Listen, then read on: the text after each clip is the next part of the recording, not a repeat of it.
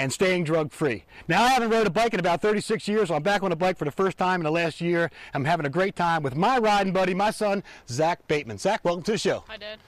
So listen, Zach and I have been riding, having a great time, but one thing we really stress is safety. Whether him and I are out in the woods hunting or riding motocross or just in a car, wearing our seatbelt. Safety is so important to our way of life. So that's enough said. Let's get to our show, but first, check this out.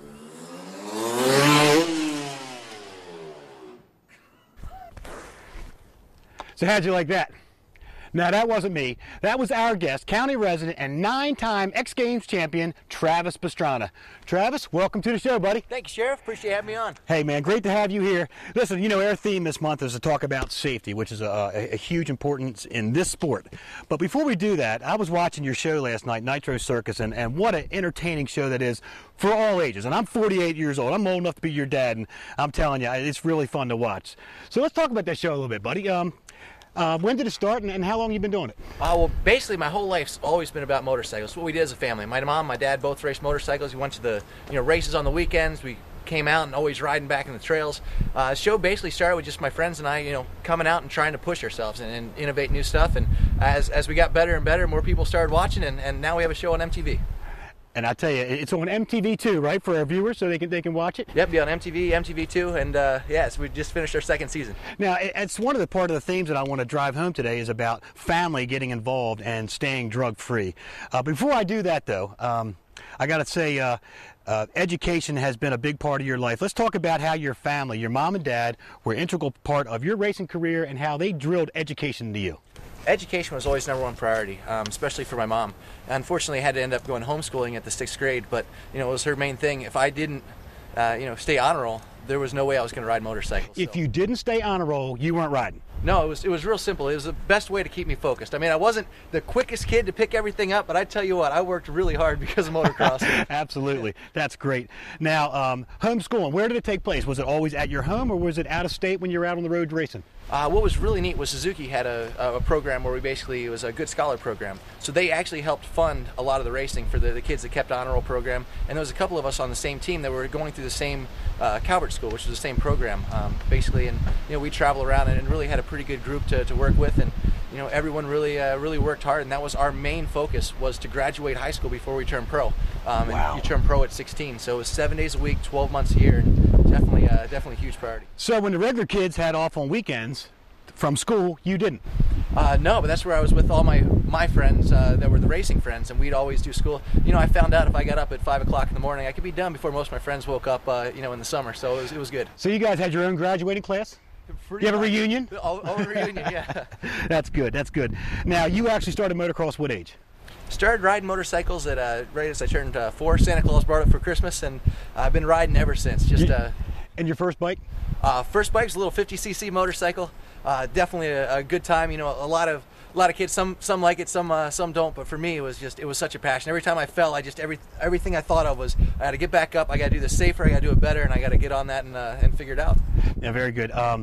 Let's talk about getting your high school diploma. It's a remarkable story. When did that happen? I unfortunately had an injury, which is part of a lot of sports, but especially with motocross, and was able to focus really hard when I broke my back, and I finished the last year of school before I turned pro at 16. So I just turned 15 years old, and then started Anne Arundel Community College, and was holding a 3.9 GPA when I turned pro at 16. Very good. And what was your major over at community college? Major was communications. I figured that could help me out the most, and I still go back to University of Maryland, just internet-based program, and I do a lot of production right now, editing work, and every time that I need to kind of learn something, I try to go back to school as much as possible. Now, do you think the school has helped you at all, as far as, because you're a businessman now? You have products that I and my son and millions of people have bought. So has it helped you in your business sense? Definitely being able to speak is the difference between one person getting a full factory ride and one kid maybe not. And it's something you don't think of. As a kid, you're saying, all I want to do is ride a dirt bike. But really, these sponsors and everyone that's promoting you and giving you an opportunity to do what you want to do, they're trying to get you to represent their brand. And it's more than just what you can do on the racetrack. It's what you can do off the racetrack and how you can help promote them and be a good influence for others.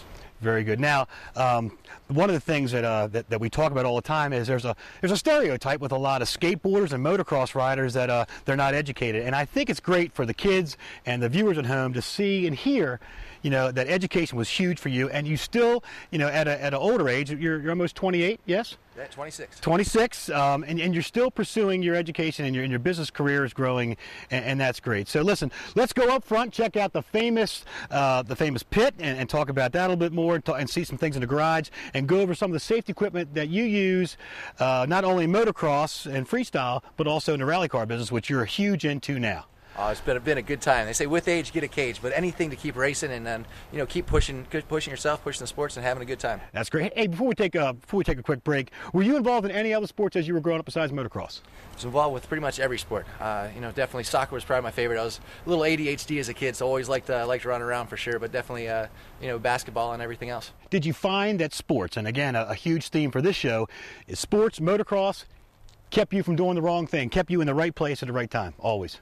Well, for me, sports have always given me motivation to, when everyone else was bored and trying to find other things to do, I knew the second I got out of school what I wanted to do. I was running, in the third grade, I would run a mile before I, went to school. It was just that focus, I think, and determination was what sports really, instilled in me as a kid. Great, and we're going to talk about health and how you stayed healthy to stay in this sport. So we're going to take a quick break. When we come back, we're going to be in Travis Pastrana's garage.